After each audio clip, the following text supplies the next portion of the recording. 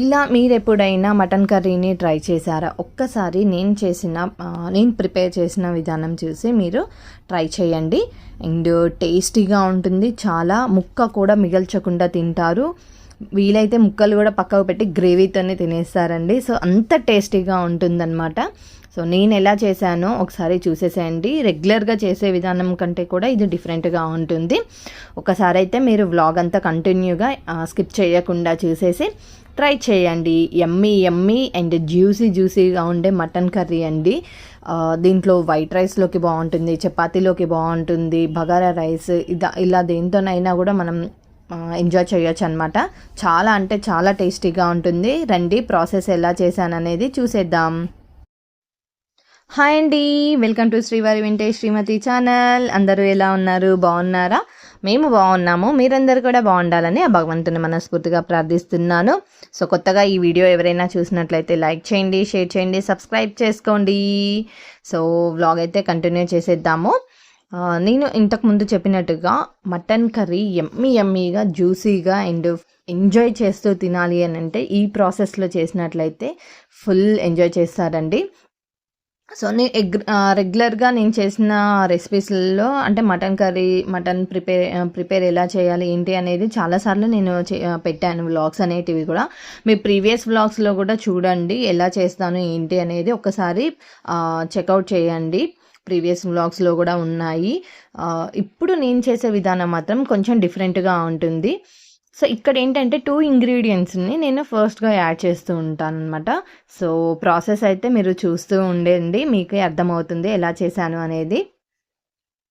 And మా ఇంట్లో అయితే సండే స్పెషల్ ఈరోజు మటన్. మరి మీ ఇంట్లో ఏం చేస్తున్నారు? కామెంట్స్ ద్వారా నాకు తెలియచేయండి. అండ్ ఇలా మీరు ఈ రెసిపీని చూసి ట్రై చేసిన వారు ఎవరైనా ఉన్నట్లయితే కామెంట్ బాక్స్లో కూడా నాకు కామెంట్ చేసేసేయండి, ఓకేనా? అండ్ నైట్ అంటే నిన్న నాకు లైవ్లో నేను కొంచెం ఒక టాపిక్ మీద మాట్లాడుండే రిలేషన్షిప్ గురించి.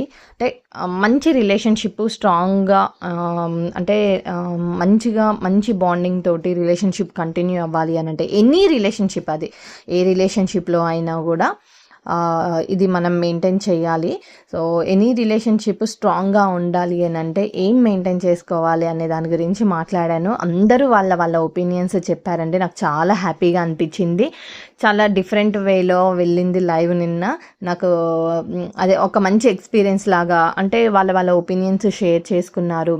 నాకు చాలా హ్యాపీగా అనిపించింది. ఎవరైనా కొత్తగా ఈ వీడియో చూసిన వాళ్ళు ఉంటే నిన్న లైవ్ చేసినది కూడా ఒకసారి చెక్ చేయండి. సో కన్వర్జేషన్ అయితే చాలా బాగా జరిగిందనమాట. సో అందరూ చాలా బాగా చెప్పారు. ఫస్ట్ వన్ వచ్చేసి ట్రస్ట్ అండి. ట్రస్ట్ మీద డిపెండ్ అయి ఉంటుంది ఏదైనా కూడా. ఏదైనా కూడా ట్రస్ట్, నమ్మకం లేకపోతే మనం ఇప్పుడు భగవంతుడిని నమ్మేది కూడా అంటే మనం అది జరుగుతుందా జరగదా అనేది పక్కకు పెడితే నమ్మకంతోటే మనం ముందుకు వెళ్తూ ఉంటాము ఏ పనిలో అయినా కూడా.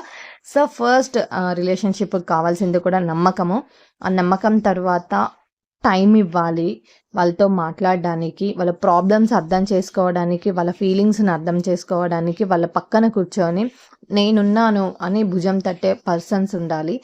అండ్ ఇంకా వచ్చేసి మాట్లాడాలి, ఓపెన్గా మాట్లాడగలగాలి, ఏదైనా సరే ఓపెన్గా షేర్ చేసుకోగలగాలి. ఈ 4 అంటే ట్రస్ట్, టైమ్, టాక్, టచ్, ఈ 4 అనేవి చాలా ఇంపార్టెంట్ అనమాట. నాకైతే అంటే నేను ఇది ఒక ఎక్స్పీరియన్స్ పర్సన్స్ చెప్తున్నప్పుడు విన్నానమాట. ఎవరో కాదు, మీకు డాక్టర్ గురువారెడ్డి గారు ఐడియానే ఉండొచ్చు. నేను కొన్ని ఇంటర్వ్యూస్ చూస్తూ ఉంటామండి. అంటే motivational interviews, successful stories like ఇలాంటివన్నీ కూడా వాచ్ చేస్తూ ఉంటామన్నమాట. అప్పుడు అంటే మనకు ఒకరు చెప్పిన దానికన్నా ఇలా వింటుంటే చాలా ఎక్స్పీరియన్స్గా అవుతాము, ఫీల్ అవుతాము, దాన్ని కనెక్ట్ అవుతాం అనమాట. సో అలా మేము వేణుగారు కానీ నేను కానీ ఎప్పుడైనా టైం కుదిరినప్పుడు ఇలా మోటివేషనల్ స్పీకర్స్ కానీ ఎక్స్పీరియన్స్ పర్సన్స్ కానీ అంటే వాళ్ళ ఇంటర్వ్యూస్ వింటామన్నమాట. ఇంటర్వ్యూస్లలో చాలా నేర్చుకోవచ్చండి. ఎందుకంటే వాళ్ళ ఎక్స్పీరియన్సెస్ షేర్ చేసుకుంటారు మనతోటి. సో అలా మేము నేర్చుకున్నవి ఇవన్నీ కూడా. తను చెప్తున్నప్పుడు నిజమే కదా, ఇవన్నీ ఉంటే అసలు ఈ 4 అనేవి మెయింటైన్ చేస్తే ఏ రిలేషన్షిప్ అయినా స్ట్రాంగ్గా ఉంటుంది కదా అని చెప్పేసి అనుకున్నామన్నమాట. సో నేను అదే మీతో నిన్న షేర్ చేసుకున్నాను. నిజంగా చాలా అంటే చాలా హ్యాపీగా అనిపించింది. సో ఇక్కడ ప్రాసెస్ కూడా నేను చెప్తానండి. యాక్చువల్లీ నేను చెప్పాను కదా 2 ఇంగ్రీడియంట్స్ మెయిన్ ఇంపార్టెంట్ అనేది. నేను పోపు వేసినప్పుడు ఇలాచి, దాల్చిన చెక్క, యాలకులు ఇవన్నీ వేసుకున్న తర్వాత, సాజీరా కూడా వేసుకున్న తర్వాత అవి కొంచెం ఆయిల్లో మగ్గిన తర్వాత పుదీనా అండి, పుదీనా అండ్ కొంచెం టమాటోస్, టూ టమాటోస్ అండ్ కొంచెం గుప్పెడంత పుదీనా తీసుకున్నాను. ఈ పుదీనా ఏంటి అని అంటే, పుదీనా ఏంటంటే మనం ఎందులో వేసినా కూడా ఫ్లేవర్ హైలైట్ అవుతుంది అండి. టేస్ట్ కూడా చాలా డిఫరెంట్గా ఉంటుంది, అంటే చాలా బాగుంటుంది అండ్ హెల్త్కి కూడా చాలా మంచిదన్నమాట. నేను ఇక్కడ పుదీనాని ఫస్టే పోపులో వేసేసుకున్నాను. సో పోపులో వేసుకున్న తర్వాత ఆ ఫ్లేవర్ అరోమా అనేది చాలా బాగున్నది. అసలు అంటే చేస్తున్నప్పుడే, ఆ ప్రాసెస్ చేస్తున్నప్పుడే నాకైతే నోరూరుతుంది. సో అంత టేస్టీగా ఉంటుందన్నమాట. ఎప్పుడో ఒకసారి ఇలా డిఫరెంట్గా ట్రై చేస్తూ ఉంటాను. సో అప్పుడప్పుడు ఇలా చేస్తూ ఉంటే రెగ్యులర్ దీనికి తేడా ఉంటుంది కదా, అండ్ పిల్లలు కూడా ఎంజాయ్ చేస్తారు, అందరూ కూడా ఎంజాయ్ చేస్తారు ఫుడ్ని. సో అలా చేస్తూ ఉంటానన్నమాట. సో పుదీనా, టమాటో అవన్నీ కూడా పోపులో మగ్గిన తర్వాత సో మటన్ కూడా యాడ్ చేసుకొని మగ్గించుకున్నాను. అందులోనే పోపులోనే పసుపు, అల్లం పేస్ట్ కూడా వేసి మగ్గించేసుకున్నానండి. అల్లం పేస్ట్ కూడా చేంజ్ చేస్తుంది మనకి, ఆ ఫ్లేవర్ అనేది చేంజ్ అవుతుంది అనమాట, టేస్ట్. సో అండ్ ఇంకోటి ఏంటి అంటే, నాన్ వెజ్ కర్రీస్ చేసేటప్పుడు కొంచెం అల్లం పేస్ట్ ఎక్కువగానే యూస్ చేయాల్సి వస్తుంది. సో అంటే స్మెల్ అనేది రాకుండా, నీసు స్మెల్ అనేది, వాసన అనేది రాకుండా ఉంటుందన్నమాట. సో ఇక్కడ నేను ప్రాసెస్ అంతా చేసేసుకున్నాను అండ్ ముక్కలు పోపులో మగ్గిన తర్వాత రిమైనింగ్ ఇంగ్రీడియంట్స్ కూడా యాడ్ చేసుకున్నాను. లైక్ సాల్ట్, కారం అవన్నీ కూడా యాడ్ చేసేసుకున్నాను అనమాట. అవి కూడా కొద్దిసేపు నూనెలో మగ్గించుకున్న తర్వాత వాటర్ యాడ్ చేసేసి విజిల్స్ పెట్టానండి. మంచిగా లేతగా ఉన్న మటన్కి అయితే ఒక 3-4 విజిల్స్లో కంప్లీట్ అయిపోతుంది. కొంచెం ముదిరిన మటన్ అయినట్లయితే, అంటే ముక్క గట్టిగా ఉన్నట్లయితే కొంచెము ఒక 6 విజిల్స్ వరకు రావాల్సి వస్తుందండి. అండ్ మాదేంటంటే స్పెషల్ పాన్ కాబట్టి ఈ ప్రెషర్ పాన్లో చాలా లాంగ్గా విజిల్స్ వస్తూ ఉంటాయి ఎక్కువసేపు, అండ్ 3-4 విజిల్స్లోనే కుక్ అయిపోతుంది అనమాట.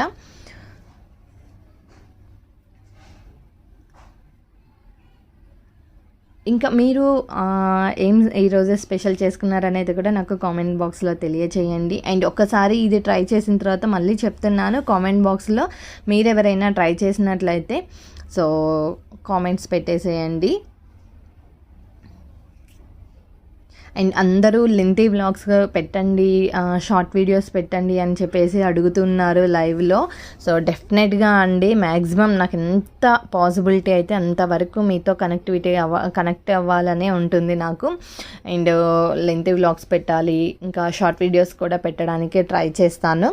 సో ఇప్పుడైతే లెంతీ వ్లాగ్స్ అయితే పెట్టడానికి ట్రై చేస్తున్నాను అండ్ లైవ్లో కూడా రెగ్యులర్గా పెడుతున్నాను లైవ్ కూడా. బట్ టైం ఒక్కటి నాకు సెట్ అవ్వట్లేదు, కొంచెం ఇంట్లో వర్క్స్, బయట ఏదైనా వర్క్స్ ఉన్నప్పుడు టైం సెట్ అవ్వట్లేదు. సో అందుకోసమనే మీకు నేను ఖచ్చితంగా ఈ లైవ్ టైం ఇది అని చెప్పేసి చెప్పలేకపోతున్నాను.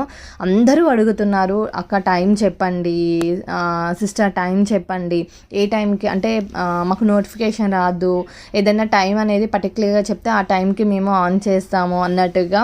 అంటే అందరికీ ఒక టైం అనేది ఫిక్స్ అయ్యి ఉంటే ఇంకా ఆ టైంకి వస్తారు అన్న థాట్లో ఉంటుంది. ఈ లోపు మన వర్క్స్ ఏమన్నా ఉంటే ఫినిష్ చేసేసుకోవాలి అలా ఉంటుంది కదా. సో అందరూ అడుగుతున్నారు కానీ నా వైపు నుంచే నేను అది మీకు కరెక్ట్గా టైం చెప్పలేకపోతున్నాను. కొంచెం నాకు అదైతే చాలా డిసప్పాయింటింగ్గా ఉంది. మీరు అడిగినప్పుడల్లా నేను అది చెప్పలేకపోతున్నాను అనమాట. సో అంటే ఒకటైతే చెప్పగలుగుతున్నానండి, ఆఫ్టర్నూన్ అయితే 2 PM తర్వాత, అదర్వైజ్ ఆఫ్టర్నూన్ కుదరకపోతే 9 తర్వాత పెట్టగలుగుతున్నాను అనమాట. ఎందుకు అని అంటే 9 అనేది కూడా అంత లేటుగా ఎందుకు అవుతుంది అని అంటే, కిడ్స్ ఉన్నారు కదా, సో వాళ్ళని చూసుకొని వాళ్ళకి తినిపించి పడుకోబెట్టిన తర్వాత నేను చేయవలసి వస్తుందన్నమాట. సో ఆ టైం అనేది నాకు సెట్ అవుతుంది, అందుకోసమనే నేను ఆ టైంలో చేయగలుగుతున్నాను. సో ఇదండి, అంటే నిజంగా మీతో ఎంతసేపు మాట్లాడినా కూడా నాకు ఇంకా తక్కువగానే అనిపిస్తుంది. లైవ్ కూడా నేను అంత తొందరగా క్లోజ్ చేయలేకపోతున్నాను అనమాట. ఇంకా అంటే కంటిన్యూగా వస్తూనే ఉంటారు. అప్పుడు ఓల్డ్ సబ్స్క్రైబర్స్ అంతా నేను ఎప్పుడైతే క్లోజ్ చేద్దాము అని అనుకుంటానో అప్పుడు ఓల్డ్ సబ్స్క్రైబర్స్ అందరూ హాయ్ అక్క, హాయ్ అమ్మ అనుకుంటూ వస్తుంటారు. సో నాకు హ్యాపీగా అనిపిస్తుంది. లైవ్ అసలు క్లోజ్ చేయాలనిపించదు ఆ టైంలో, ఇంకా తప్పదు కదా చేయాలి, ఇంకా లేట్ అయిపోతుంది అని చెప్పేసి ఇంకా క్లోజ్ చేసేస్తున్నాను. లిటరలీ నాకైతే అస్సలు క్లోజ్ చేయాలని అనిపించదండి. మీతో ఎంతసేపు మాట్లాడినా మాట్లాడాలనే ఉంటుంది. సో ఇప్పుడైతే విజిల్స్ అన్నీ కంప్లీట్ అయిపోయాయి. స్టవ్ ఆఫ్ చేసేసి సో ప్రెజర్ అంతా పోయిన తర్వాత క్యాప్ తీసానండి. చూడండి అసలు ఆయిల్ అంతా పైకి వచ్చేసి ఎంత జ్యూసీగా చూస్తుంటే నేను నోరు ఊరిపోతుంది. మీకు ఎలా అనిపిస్తుందో కానీ సో నాకైతే చాలా నోరు ఊరిపోతుంది చేస్తున్నప్పుడు. అంత ఎమ్మీగా ఉంది. ముక్క కూడా చాలా మెత్తగా కుక్ అయిపోయాయి. మంచి గ్రేవీ కూడా ఉంటుంది, టేస్టీగా ఉంటుందండి. ఫైనల్గా నేను ఇది దించుకునేటప్పుడు పచ్చి ధనియాల పౌడర్ ఉంటుంది కదా, సో అది యాడ్ చేసేసుకొని కొత్తిమీర కూడా యాడ్ చేసేసుకొని ఇంకా ఒక 1 or 2 minutes అలా కుక్ చేసిన తర్వాత క్యాప్ పెట్టేసి కుక్ చేసిన తర్వాత స్టవ్ ఆఫ్ చేసుకొని సర్వ్ చేసుకోవడమే. సో ఎంత బాగుందో కదా, మీరు కూడా ట్రై చేయండి. అండ్ వ్లాగ్ వీడియో ఇప్పటి వరకు స్కిప్ చేయకుండా చూసిన వారికి thank you so much. Bye.